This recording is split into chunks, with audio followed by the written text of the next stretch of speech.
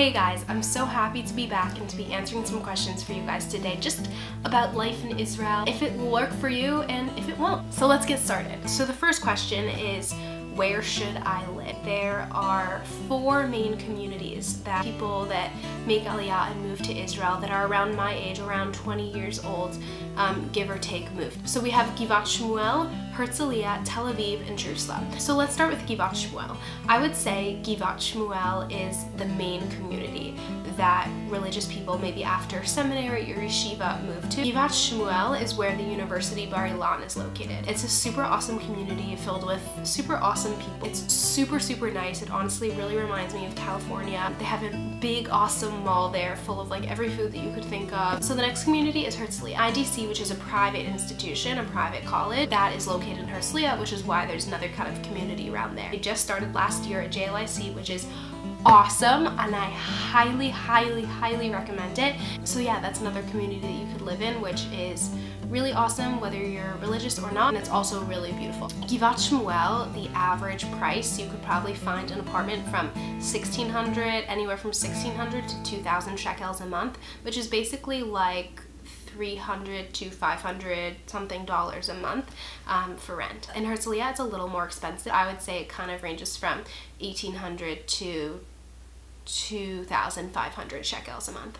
Tel Aviv is an awesome community. There is from what I know, there's a religious community starting there, but it's mostly for non-religious people, I think. It's also an awesome community, probably right near the beach. Basically anywhere in Israel is amazing. I really can't speak much about it, but that is a community that people live in. Jerusalem, that is an amazing community. I love Jerusalem so much. Jerusalem, at least in my experience, I've never lived there, but I think it's filled with more people that are maybe they're not so New Yorky. It's also kind of filled with people that, you know, just kind of like adventure and like being in the city and like in the heart of everything. I've gone there for Shabbat a few times. You know, people like have lunch in the park and just kind of like meet random people, and it's super chill, super cool vibes. I also really recommend that.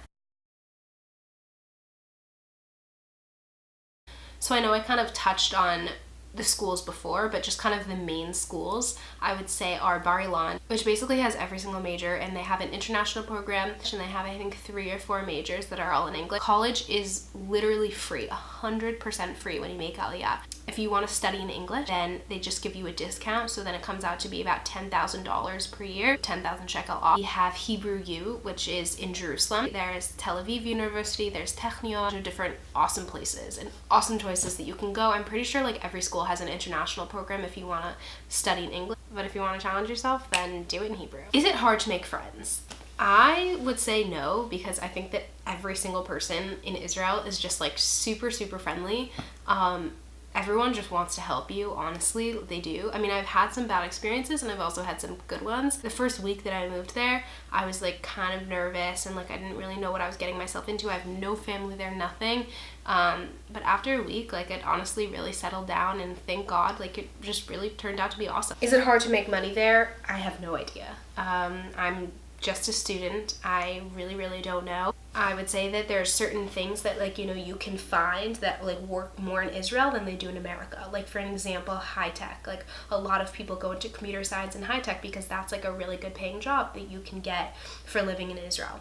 There's different professions that work better with Israel and different professions that work better with outside of Israel. So it's basically just, you know, speaking to Nefesh B'Nefesh and, you know, speaking to professionals about what would work best in Israel. Stuff, materialism, how is that in Israel? I would say that it's pretty crazy. There's a lot of materialism there, and there's not, just because there's not Amazon Prime, there is Amazon. That's like a huge misconception. There is Amazon in Israel. I personally like to bring a lot of my stuff from America because that's just what I'm used to, but honestly, it's really just about finding what's good in Israel. Like, there's pretty much nothing that you can't get. What do you do every single Shabbat?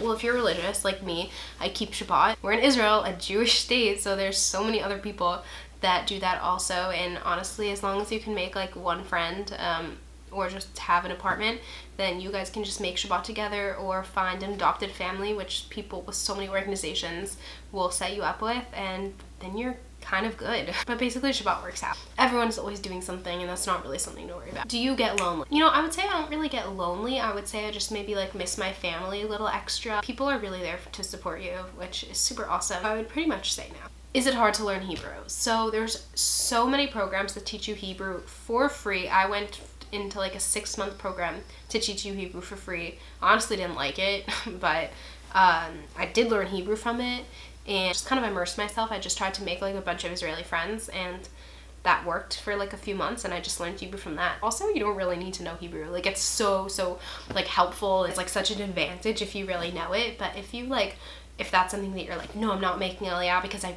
don't know Hebrew and I don't want to learn it, like, no. Because like you really can just speak English. Is the medical care there reliable? Yeah, actually.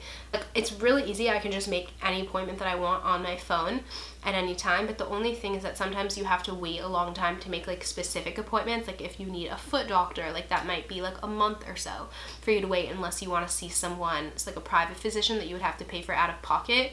But the health insurance there is so cheap, at least for your first few years of Aliyah. I think I'm paying like $20 a month for like top medical insurance. And I think in America it's like $500 a month or something like that. Why did I make Aliyah? I made Aliyah after I did 1.5 years at seminary. Israel is literally the place to be. You are writing history currently. You see the past and you like are experiencing the future. It was honestly the best, and I really suggest that you do it too. If you have any other questions, please just feel free to reach out to me. I'd love to talk to you about it. Thanks so much for listening. Shalom!